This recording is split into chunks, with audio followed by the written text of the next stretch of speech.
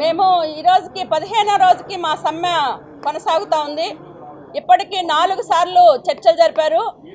4 సార్లు కూడా బుజ్జగింపులు బెదిరింపులు తప్పనిచ్చి మా మెయిన్ డిమాండ్ ఏదైతే ఉందో వేతనాల పెంపుకు సంబంధించి కానీ గ్రాట్యుటీ సంబంధించి కానీ ప్రభుత్వం వైపు నుంచి ఏమాత్రం ఆలోచన చేయలేదు. ఈరోజు చర్చలు విఫలమైనవి. ఇంతకన్నా అన్యాయం ఇంకొకటి ఉండదు. ఎప్పటికైనా రాష్ట్ర ప్రభుత్వం అంగన్వాడీ అక్క చెల్లెమ్మలకి అన్యాయం చేయొద్దు అని చెప్పేసి మేము డిమాండ్ చేస్తూ ఉన్నాం. ఈ ప్రభుత్వ వైఖరికి నిరసనగా మేము రేపే మొత్తం రాష్ట్ర వ్యాప్తంగా ఎమ్మెల్యేల ఇళ్ల దగ్గర ముట్టడి చేస్తాం.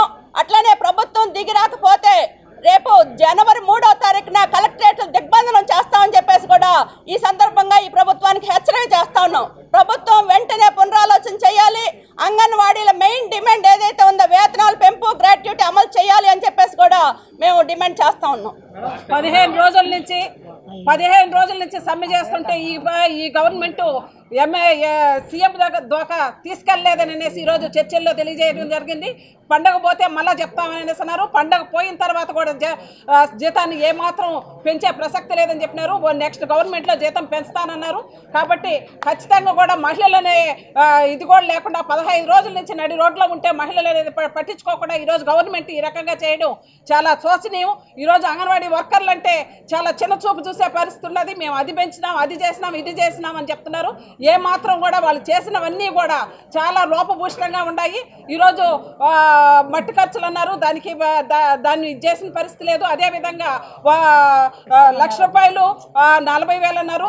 దాంట్లో కూడా పారదర్శకం లేదు. 1,00,000 రూపాయలు అంగన్వాడీ వర్కర్కి ఇస్తే హెల్పర్కి 40,000 అంటే హెల్పర్ ఏమన్నా సమానం కదా? హెల్పర్ 40,000తోనే జీవితాంతం పనిచేసి 40,000తో హెల్పర్ ఏ రకంగా ఉండగలుగుతుంది అనేసి మేము చేస్తున్నాము. ఈరోజు అంగన్వాడీ వర్కర్లని నడి రోడ్డు మీద ఉంచినారు. 15 రోజులైనా పట్టించుకోని పరిస్థితులు ఈరోజు ఉన్నారు. కాబట్టి ఖచ్చితంగా ఈ గవర్నమెంట్కి మేము గుణపాఠం తెలియజేస్తామని అనేసి అదేవిధంగా రేపు ఎమ్మెల్యే ఇల్లు ముట్టడి చేస్తాము. వల్ల మా రాష్ట్ర కమిటీ నిర్ణయం మేరకు మా పోరాటాన్ని ఉధృతం చేస్తామని అనేసి సందర్భంగా తెలియజేస్తున్నాం. జి భారతి, IFTU ఉపాధ్యక్షుడు. రాష్ట్ర వ్యాప్తంగా 75 సంవత్సరం నుండి నేటికి 45 సంవత్సరాల సర్వీసు ఉన్నప్పటికీ కూడా గౌరవ వేతనం పేరుతో ఈ కేంద్ర రాష్ట్ర ప్రభుత్వాలు వెట్టి చాకిరీ చేయించుకుంటున్న సందర్భంలో జగనన్న గారు 1000 రూపాయలు ఇచ్చి చేతులు దులిపారు. ఇది ఎంత మాత్రం సమంజసమని మంత్రుల కమిటీలను అడగడం జరిగింది. అన్నిటికీ అప్పులు తెస్తున్నాం అంటున్నారు. మరి అక్క చెల్లెమ్మలు కష్టపడి 8 గంటల 45 నిమిషాల నుండి సాయంత్రం 4 గంటల దాకా పనిచేస్తున్న సందర్భంలో మరి మా కోసం అప్పు తీస్తే ఏం పెద్ద అప్పులు కావు, 10లో 11 మా కోసం అప్పులు చేసి అక్క చెల్లెమ్మలను ఆదుకోండి అని చెప్పాము. ఎంత దుర్మార్గమైన చర్య అంటే సిఎస్ గారు కానీ మరి విద్యాశాఖ మంత్రివర్యులు కానీ సజ్జల రామకృష్ణారెడ్డి కానీ ఈ రోజు వరకు సీఎం గారికి మా సమస్యలు తీసుకుపోలేదంటే చాలా దయనీయమైన పరిస్థితి. ఇప్పటికైనా సీఎం గారు చొరవ తీసుకొని ఖచ్చితంగా కనీస వేతనం 26,000 రూపాయలు ఇవ్వాలి. అంతలోపు ఖచ్చితంగా జనవరి 10 తర్వాత అన్నారు. ఈరోజు తెలంగాణ కంటే 1000 రూపాయలు వేతనం పెంచిస్తారన్న హామీని అమలు చేయాలి. గ్రాడ్యుయేట్ సుప్రీంకోర్టు మీద వేస్తున్నారు. సుప్రీంకోర్టు కాదు, కేంద్ర గవర్నమెంట్ మీద వేస్తున్నారు. మేము ఏమంటున్నాం, మీరు ఆంధ్రప్రదేశ్లో ఇస్తామని అమలు చేస్తామని చెప్పండి. మేము సుప్రీంకోర్టులో సెంట్రల్ గవర్నమెంట్ మీద కేసు వేసి తేల్చుకుంటామని చెప్పడం జరిగింది. మరి 4వసారి చర్చలు జరిపినప్పుడు కూడా వేతనాలు పెంచకపోవడం చాలా దయనీయమైన పరిస్థితి. రేట్లన్నీ నియంత్రించమని చెప్పినాం. రోజుకు గ్యాస్, డీజిల్, పెట్రోల్ మరి అన్ని కరెంటు ఛార్జీలు అన్నీ పెంచుతూ పోతున్నారు. వేతనాలు 4.5 సంవత్సరాలు ఎందుకు పెంచక సెంట్రల్కి రావాల్సిన బకాయిలన్నీ కూడా ఇవ్వడం లేదు.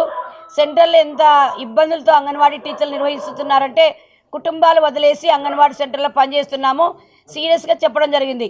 వాళ్ళే 2 పిల్లల్ని పోషించలేకపోతే కాన్వెంట్లో ఇస్తున్నారు. మరి 30 నుండి 40-50 మంది ప్రీ స్కూల్ పిల్లలను మరి పోషిస్తూనే యాంటీటల్, పోస్టేటల్ రకరకాల యాప్లతో పనిచేస్తున్నాము. ప్రభుత్వ ఉద్యోగుల కంటే ఎక్కువ పనిచేస్తున్నాం కాబట్టి తక్షణమే వేతనాలు చేయాలని చెప్పడం జరిగింది. వాళ్ళు ససేమిరే ఒప్పుకోలేదు. కావున 3 సంఘాల ఆధ్వర్యంలో రేపు ఎమ్మెల్యేల ఇల్లులను ముట్టడిస్తున్నాం, కలెక్టరేట్ ముట్టడి చేస్తున్నాం, భయపిస్తున్నారు. రేపు సంక్రాంతి పండుగ కంటే ముందు 5వ తేదీ లోపల యాంటీటల్, పోస్టేటల్ వాళ్ళకి అన్ని సరుకులు ఇవ్వాలని. ఏది ఈ రోజు వరకు సకాలంలో రావడం లేదు. మరి నెలాఖరికి ఇస్తున్నారు.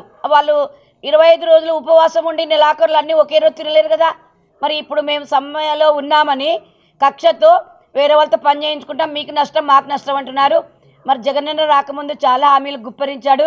వాటన్నిటినీ అంగన్వాడీ వర్కర్స్, హెల్పర్స్, మినీ వర్కర్స్ను దృష్టిలో పెట్టుకొని రేపే సీఎం గారికి వాళ్ళు ఈ చర్చనంతా తీసుకొని వెళ్ళాలి. 4 సార్లు చర్చ జరిగిందంటే సీఎం గారి దగ్గర తీసుకోలేదంటే వీళ్ళు సీఎం దగ్గర మంత్రి పని చేస్తున్నారా, చేయడం లేదనేది మాకు అనుమానంగా ఉంది. వాళ్ళ డ్యూటీలు వాళ్ళు చేసినప్పుడు ఇక్కడ జరిగిన సమస్య ఎక్కడ చెప్పాలి కదా. అక్కడ ఏం చెప్పకుండా సీఎం గారికి మమ్మల్ని అంతా మభ్యపెట్టి ఈరోజు కూడా సంక్రాంతి పండుగ వాయిదా వేసినారు. మేమేమన్నా 3 సంఘాల నాయకత్వం సంక్రాంతి పండుగ రోజే ప్రకటన చేదురు, కానీ ఈరోజు చెప్పండి ప్రకటన ఆ రోజు చేస్తామంటే అది కూడా వాళ్ళు ఒప్పుకోలేదు. మళ్ళీ నెక్స్ట్ గవర్నమెంట్ వచ్చినాక అంటున్నారు. అంతవరకు మేము కాదు, నాయకత్వ స్థానాలు మేమంతా కూడా అంగన్వాడీ టీచర్లు చాలామంది ఉన్నాము. మేము బతుకోలేని పరిస్థితుల్లో ఈరోజు 4.5 సంవత్సరాలు వేచి ఉండి రోడ్డు మీదకి వచ్చామన్న విషయం మీ అందరు కూడా చెప్తున్నాము ఈ ప్రెస్ మీట్ ద్వారా. కావున మా వేతనాలు పెంచేదాకా సమ్మెను విరమించమనేది ఈ ప్రెస్ మీట్లో తెలియజేస్తున్నాం. Lalitha, Andhra Pradesh Anganwadi workers helpers association రాష్ట్ర ప్రధాన కార్యదర్శి, ఏఐటీసీ అనుబంధం. రాష్ట్ర ప్రభుత్వం అంగన్వాడీ సమ్మె పట్ల బాధ్యతారాహిత్యంగా వ్యవహరిస్తూ ఉంది. ఏ ఒక్క సమస్యని కూడా పరిష్కారం చేయకుండా జాప్యం చేసేటువంటి టాక్టిక్స్, ఎత్తుగడలను అవలంబిస్తుంది. ఈ టాక్టిక్స్ తప్పు. అత్యంత పేదవర్గానికి సంబంధించినటువంటి ఎస్సీ, బీసీ, మైనారిటీ, ఒంటరి మహిళలు 1,00,000 పైగా 15 రోజుల నుంచి ఆందోళన చేస్తే స్త్రీల పట్ల ఈ ప్రభుత్వానికి ఏం బాధ్యత ఉందని అడుగుతున్నాం. కష్టపడే వాళ్ళ పట్ల ఈ ప్రభుత్వానికి ఏం బాధ్యత ఉందని అడుగుతున్నాం. సమస్యను పరిష్కారం చేయడానికి ఏమి ప్రయత్నం చేశారని అడుగుతున్నాం. ఇదే టీం 10 రోజుల క్రితం మాట్లాడి మేము సీఎం గారితో మాట్లాడి వచ్చి మీ వేతనాలు, గ్రాట్యుటీ విషయం కూడా ఏ విషయం పరిష్కారం చేస్తామని ఇక్కడే చెప్పారు. కానీ ఈరోజు 10 రోజులు అయిన తర్వాత కూడా ఆ విషయాల గురించి మాట్లాడకుండా 11 డిమాండ్లు 9 అయినాయి, 8 అయినాయి. శుద్ధ తప్పు, అబద్ధాలు. అందుకని ఆర్థిక పరమైన అంశాలే మొదటి నుంచి కూడా చర్చలో ఉన్నాయి. ఆర్థిక పరమైన లేకపోతే ఏ రకంగా బ్రతుకుతారు? ధరలు విపరీతంగా పెరుగుతున్నాయి. 4 ఏళ్లలో ఒక్క పైసా కూడా పెంచలేదు.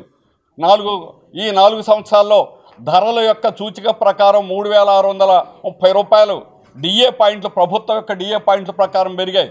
నువ్వు చెప్పినటువంటి తెలంగాణతో సమానంగా ఇస్తామన్నటువంటిది కూడా 3,500 రూపాయలు ఇవ్వాలా. ఏ విధంగా చేసినా కూడా ఈరోజు కనీసమైనటువంటి వేతనాన్ని కూడా పెరగకుండా వీళ్ళు ఐసిడిఎస్ డైరెక్ట్ కేంద్ర రాష్ట్ర ప్రభుత్వాల ఉద్యోగులు. ఇందులో అవుట్ సోర్సు ఇంకోటి ఏమి లేదు. అయినా కూడా బాధ్యతారాహిత్యంగా రాష్ట్ర ప్రభుత్వం వ్యవహరిస్తుంది.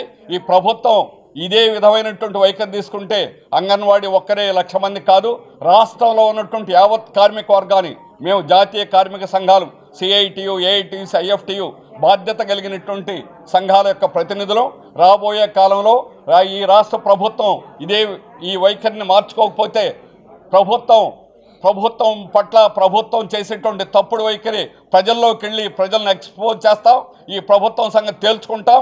అంగన్వాడీకి న్యాయం జరిగే వరకు కూడా ఈ సమ్మె జరుగుతుంది. ఈ పోరాటాన్ని మేము సంపూర్ణంగా బలపరుస్తున్నాం. మిత్రులారా, ఈ ప్రభుత్వం ఈరోజు జరిగిన చర్చలకు సంబంధించి పచ్చి అబద్ధాలు చెప్పి అంగన్వాడీలను, మీడియాని, ప్రజల్ని తప్పుదోవ పట్టించి మోసం చేస్తున్నానికి 2 ఉదాహరణలు. జగన్ గారి పుట్టినరోజుకు ముందు 3 సంఘాల నాయకుల్ని ఇంటెలిజెన్స్ ఎస్పీ గారు పిలిపించి మాట్లాడారా లేదా? అక్కడి నుంచి వీడియో కాన్ఫరెన్స్లో ఆయన డీజీ ఎవరైనా సీతారామాంజనేయులు గారితో మాట్లాడించారా లేదా? అలా మాట్లాడించి పరిష్కరిస్తామని చెప్పి ఇంత పచ్చి అబద్ధాలు చెప్పడం వీళ్ళకే చెల్లింది. ఇక రెండోది, ఇప్పుడు దాకా ముఖ్యమంత్రి గారి దృష్టికి తీసుకోవాలంటే మీరు ఇంక ఏ గుర్రాలకు పళ్ళు దోవుతున్నారని అడుగుతున్నా. కాబట్టి ఇప్పటికైనా చేసిన తప్పుని సరిదిద్దుకోండి. ఇటువంటి బెదిరింపులకి ఆంధ్ర రాష్ట్రంలో ఉన్నటువంటి ఉద్యోగ కార్మిక వర్గం, ముఖ్యంగా అంగన్వాడీ మహిళలు భయపడే ప్రసక్తే లేదు. తగిన మూల్యం మీరు చెల్లించుకోవాల్సిన పరిస్థితి వస్తుంది. ఇక మూడో విషయం మీ దృష్టికి సూటిగా తీసుకురాదలుచుకున్నది ఏంటంటే, మీకు పెంచితే ఇంకోరు పెంచాలని అసలు న్యాయమైన సమస్యలు పరిష్కరించాల్సిన అవసరం ఉందా లేదా? రెండోది, ఇంకొక అబద్ధాలు చెప్తున్నారు. మేము అన్ని వేలు పెంచాము, ఇన్ని వేలు పెంచామని. మీరు వచ్చినాక పెంచింది కేవలం 1000 రూపాయలు మాత్రమే. అదే కాకుండా మీరు వచ్చిన తర్వాత చేసిన నష్టం ఏంటి? సంక్షేమ పథకాలన్నింటినీ అంగన్వాడీలకు రద్దు చేశారు. ఇవన్నీ చేస్తూ పైపెచ్చు అదనపు పని భారాన్ని పెంచారు. వీటన్నిటిని మభ్యపెట్టే విధానికి చేస్తే అంగన్వాడీ సంఘాలు కానీ మేము మిగతా సంఘాలన్నీ ఊరికి ఉండే ప్రసక్తే లేదని భవిష్యత్తులో పెద్ద ఎత్తున ఈ ఉద్యమాన్ని కొనసాగిస్తాం. ఈ సందర్భంగా రాష్ట్ర ప్రభుత్వాన్ని, మంత్రులు హెచ్చరిస్తున్నాం.